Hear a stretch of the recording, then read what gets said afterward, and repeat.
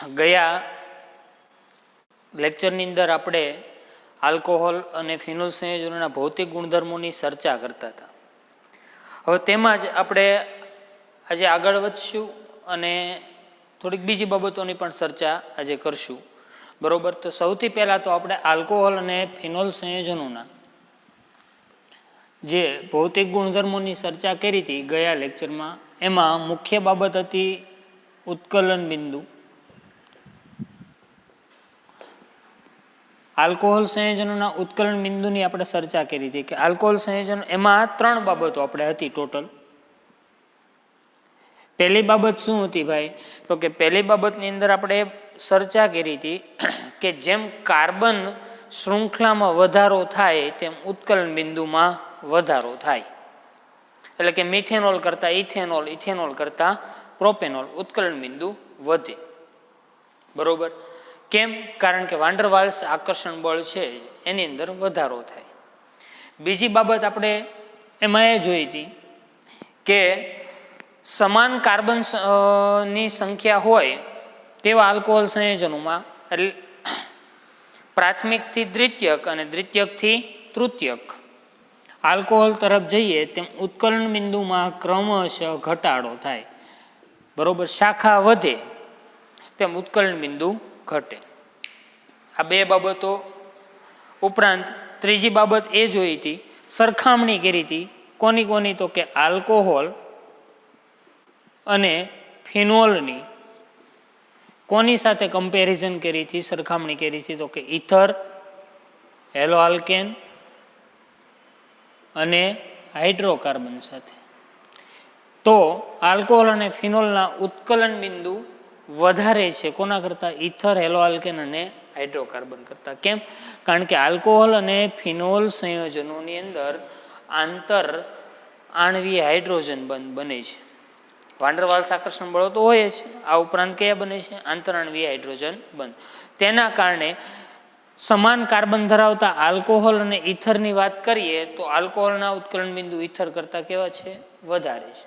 બરોબર, એટલે આવો ક્રમ થાય આપણો. આલ્કોહોલના ઉત્કલન બિંદુ વધારે છે કોના કરતાં? ઇથર, અને ઇથરના વધારે છે કોના કરતાં? હાઇડ્રોકાર્બન. એટલે ઇથરના ઉત્કલન બિંદુ છે તે મધ્યવર્તી છે. મધ્યવર્તી એટલે વચ્ચેના છે. હાઇડ્રોકાર્બનથી વધારે અને આલ્કોહોલથી ઓછા. આટલી ચર્ચા આપણે ગયા લેક્ચરની અંદર આપણે કરી હતી. બરોબર, હવે આજનો આપણો જે ટોપિક છે એ ભૌતિક ગુણધર્મ જ છે. આલ્કોહોલ અને ફિનોલ સંયોજનની પાણીમાં દ્રાવ્યતા. બરોબર, એ મુદ્દા ઉપર આપણે ચર્ચા કરવાના છીએ. એટલે આજનો આપણો ટોપિક છે દ્રાવ્યતા. કોમન એક સામાન્ય બાબત છે કે ભાઈ ઓછા કાર્બન વાળા આલ્કોહોલ સંયોજનો પાણીમાં મિશ્રિત થાય છે. મિશ્રિત શબ્દ એટલે કે પાણીમાં દ્રાવ્ય થાય છે. અહીંયા આ વાક્યની શરૂઆતમાં મેં એક શબ્દ લખ્યો છે ઓછા કાર્બન વાળા. એટલે એનો અર્થ એવો થયો કે જેમ જેમ કાર્બનની સંખ્યા વધતી જતી છે તેમ પાણીમાં દ્રાવ્યતામાં ઘટાડો થાય છે. શા માટે આવું થાય છે એની આપણે હવે ચર્ચા કરીએ. બરોબર, તો સૌથી પહેલા ઓછા કાર્બન વાળામાં એક ઉદાહરણ લઈએ આપણે. ચલો, CH3CH2OH ઇથેનોલ. ઇથેનોલમાં ઓક્સિજન પરમાણુ અને હાઇડ્રોજન પરમાણુ વચ્ચેનો બંધ છે એ ધ્રુવીય બંધ છે. એટલે હાઇડ્રોજન ઉપર આંશિક ધન વીજભાર, ઓક્સિજન ઉપર આંશિક ઋણ વીજભાર. હવે જ્યારે ઇથેનોલને પાણીમાં એડ કરવામાં આવે છે, પાણીમાં ઉમેરવામાં આવે છે, અથવા ઇથેનોલમાં પાણી ઉમેરવામાં આવે ત્યારે શું થાય?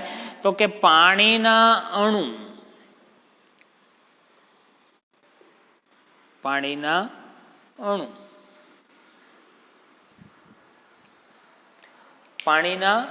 છે એ ઇથેનોલના OH સમૂહ છે. બરોબર, તેમાં ઓક્સિજન હાઇડ્રોજન સાથે અને OH સમૂહનો હાઇડ્રોજન પાણીના ઓક્સિજન પરમાણુ સાથે હાઇડ્રોજન બંધ બનાવે. એટલે તમે જોઈ શકો છો કે એક આલ્કોહોલના અણુ સાથે પાણીના કેટલા અણુ જોડાણ? અહીંયા 3. જેમ હાઇડ્રોજન બંધની સંખ્યા વધે બરોબર, અહીંયા બે જુદા જુદા અણુ વચ્ચે હાઇડ્રોજન બંધ બને છે એટલે આપણે તેને કયો કહીશું? આંતરાણવીય હાઇડ્રોજન બંધ. જેમ જેમ હાઇડ્રોજન બંધની સંખ્યામાં વધારો થશે તેમ તેમ પાણીમાં દ્રાવ્યતા વધારે.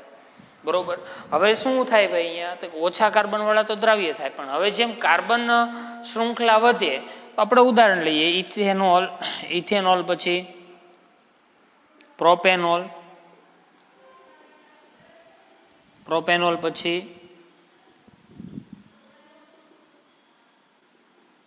બ્યુટેનોલ,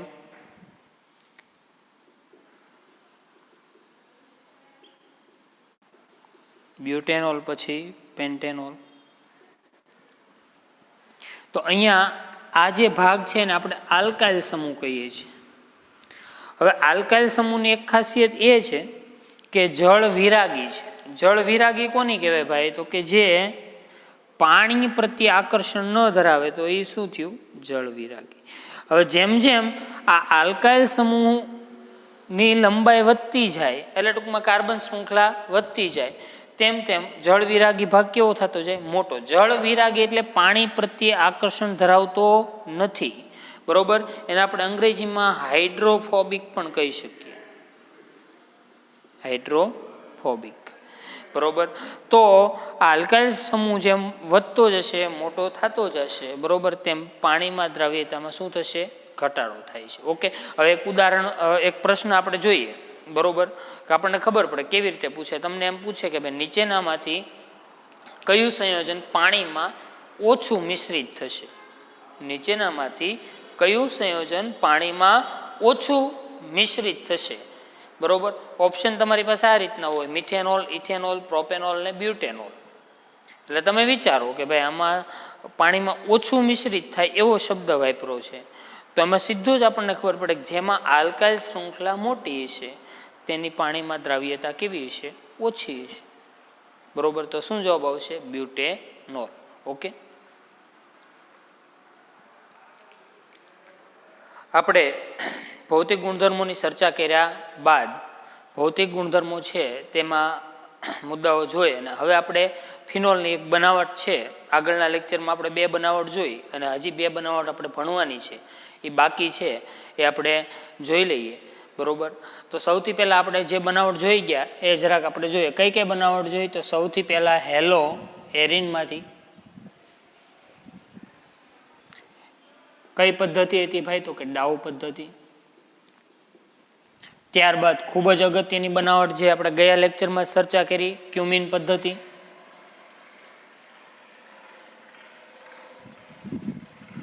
ક્યુમિન પદ્ધતિ ખૂબ જ આપણા માટે અગત્યની છે, અને ઊંચી શુદ્ધતા વાળો ફિનોલ મેળવવા માટે બોર્ડની પરીક્ષામાં પૂછાઈ ગયો છે. જો અહીંયા ડાઉ પદ્ધતિ અને ક્યુમિન પદ્ધતિ આપણા માટે અગત્યની છે. એમાં ક્યુમિન પદ્ધતિમાં બોર્ડની પરીક્ષામાં એકવાર એવી રીતે પ્રશ્ન પૂછ્યો હતો ભાઈ કે ઊંચી શુદ્ધતાવાળો ફિનોલ મેળવવા માટેની પદ્ધતિના માત્ર સમીકરણ આપો. તો ત્યારે આપણે ભૂલ ન થવી જોઈએ. શબ્દ સ્પેસિફિક આપણે અહીંયા વાપરો છે ક્યુમિન પદ્ધતિ માટે ઊંચી શુદ્ધતાવાળો ફિનોલ મેળવવો છે. શું કરતા હતા આપણે ગયા લેક્ચરમાં કે સૌથી પહેલાં બેન્ઝીન અને પ્રોપીન વચ્ચે પ્રક્રિયા થાય એટલે શું મળે આપણને? તો કે ક્યુમિન. આઈયુપીએસી નામ અને સામાન્ય નામની ચર્ચા કરી. આઇસોપ્રોપાઇલ બેન્ઝીન, 2-ફિનાઇલ પ્રોપેન એનું આઈયુપીએસી નામ. આ ક્યુમિનની ઓક્સિડેશન કરતા હતા એટલે શું મળતું હતું? ક્યુમિન હાઇડ્રોપેરોક્સાઇડ.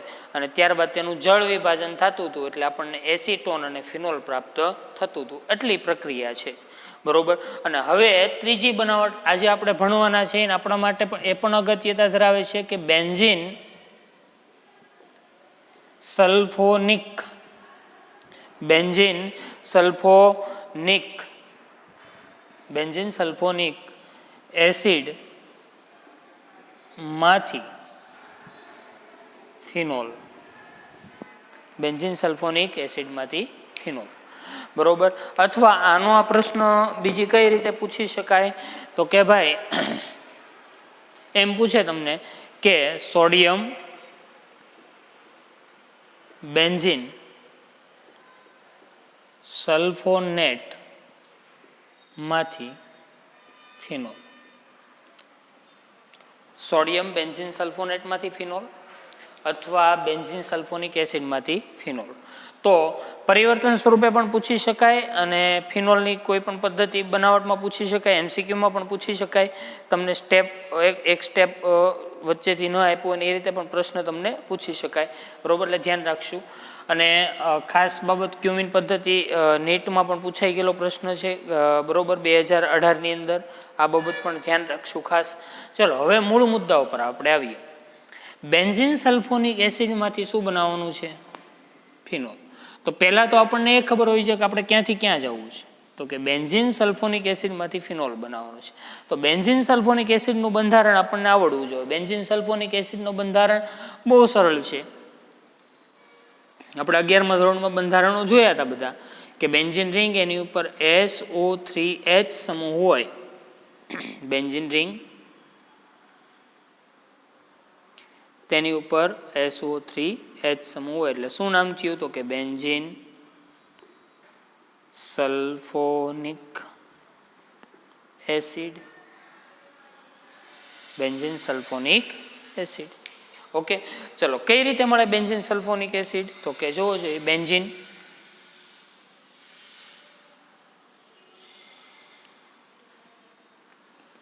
માંથી બેન્ઝીન સલ્ફોનિક એસિડ મેળવવું હોય તો સૌ બહુ સરળ છે. આપણે 11મા ધોરણમાં પ્રક્રિયાઓ બધી ભણ્યા હતા કે બેન્ઝીનનું સલ્ફોનેશન કરવામાં આવે. સલ્ફોનેશન કરવા માટે આપણે કોનો ઉપયોગ કરીએ છીએ? તો કે ધુમાયમાન H2SO4 સલ્ફ્યુરિક એસિડ, અથવા બીજું નામ શું થશે? ઓલિયમ. ધુમાયમાન સલ્ફ્યુરિક એસિડ અથવા ઓલિયમ. બરોબર, બેન્ઝીનનું ધુમાયમાન સલ્ફ્યુરિક એસિડ છે તેની હાજરીમાં સલ્ફોનેશન થઈને શું પ્રાપ્ત થાય? Benzene sulphonic acid.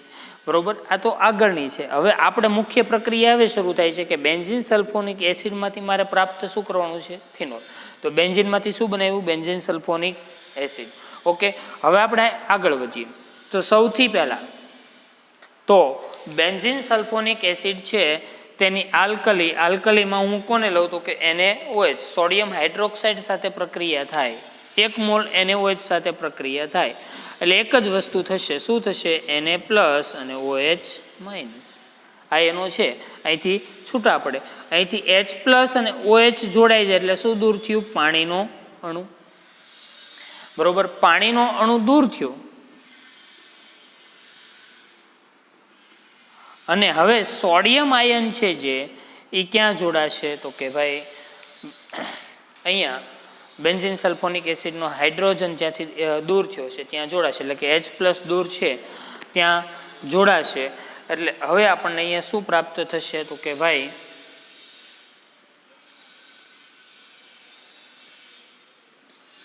SO3Na. શું નામ થયું? Sodium benzene sulphonate.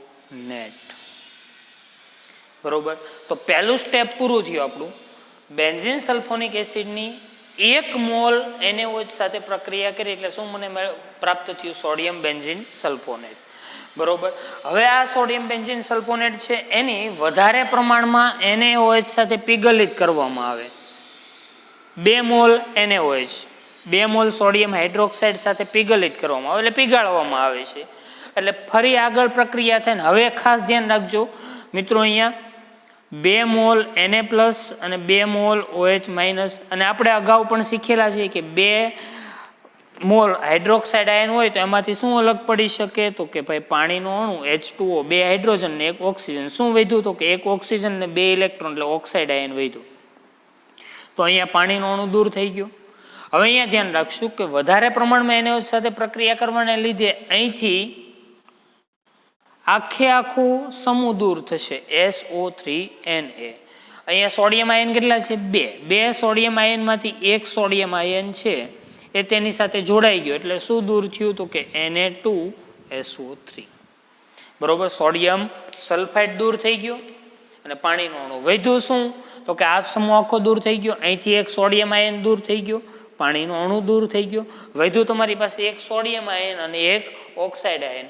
તે બેન્ઝીન રિંગ સાથે જોડાય અને આપણને શું આપશે? અહીંયા તમે જોઈ શકો કે પહેલાં ઓક્સાઇડ જોડાણો અને પછી સોડિયમ. એટલે શું પ્રાપ્ત થયું? તો કે સોડિયમ ફિનોક્સાઇડ પ્રાપ્ત થાય છે. તો બીજું સ્ટેપ પણ આપણે સરળતાથી પૂરું કર્યું. પહેલા સ્ટેપમાં શું કર્યું? બેન્ઝીન સલ્ફોનિક એસિડ એની 1 મોલ NaOH સાથે પ્રક્રિયા થઈ એટલે શું મળ્યું? Sodium benzene sulphonate. અને ત્યારબાદ 2 મોલ NaOH સાથે પ્રક્રિયા થઈ એટલે શું મળ્યું મને? Sodium phenoxide. અને ત્યારબાદ તેનું તટસ્થીકરણ કરવું. બરોબર. એટલે હવે આપણે તેમાં એસિડ ઉમેરીએ HCl. જો HClની જગ્યાએ તમારા પાઠ્યપુસ્તકની અંદર માત્ર H+ એવું લખેલું છે. તમારા પાઠ્યપુસ્તકની અંદર આ પ્રક્રિયા 2 સ્ટેપમાં પૂરી થઈ છે. આપણે વિગતે લઈ ગયા છે. બરોબર. એટલે તમે આ બાબત તમારા બુકની અંદર તમે ખાસ નોંધી લેજો. બરોબર. અહીંથી શું છૂટું પડશે? તો કે H+ અને Cl-, ક્લોરાઇડ આયન અને સોડિયમ આયનને તો વર્ષો જૂનો સંબંધ છે. હેલોજન અને આલ્કલી જોડાઈ ગયા એટલે શું થયું? શું દૂર થયું? સોડિયમ ક્લોરાઇડ દૂર થશે. હવે શું વધ્યું? તો કે H+ આયન છે એ ફિનોક્સાઇડ આયન સાથે જોડાઈ જાય અને આપણને શું પ્રાપ્ત થાય છે? ભાઈ અહીંયા ફિનોલ સંયોજન પ્રાપ્ત થાય છે. તો આ હતી આપણી પ્રક્રિયા બેન્ઝીન સલ્ફોનિક એસિડમાંથી ફિનોલ, અથવા બીજું નામ શું થશે? બીજી કઈ રીતે પૂછી શકાશે? તો કે સોડિયમ બેન્ઝીન સલ્ફોનેટમાંથી ફિનોલ આપણે પૂછી શકીએ. બરોબર. હવે કયો પ્રશ્ન કઈ રીતે લખવો ધ્યાન રાખો. બેન્ઝીન સલ્ફોનિક એસિડમાંથી ફિનોલ પૂછવું હોય તો પહેલેથી લખવું પડે. બેન્ઝીન સલ્ફોનિક એસિડ, બરોબર, એમાંથી સોડિયમ બેન્ઝીન સલ્ફોનેટ, એમાંથી સોડિયમ ફિનોક્સાઇડ અને ત્યારબાદ ફિનોલ. હવે તમારી પાસે એમ તમને કીધું હોય કે સોડિયમ બેન્ઝીન સલ્ફોનેટમાંથી ફિનોલ, તો તમારે અહીંથી પ્રક્રિયા લખવી પડે.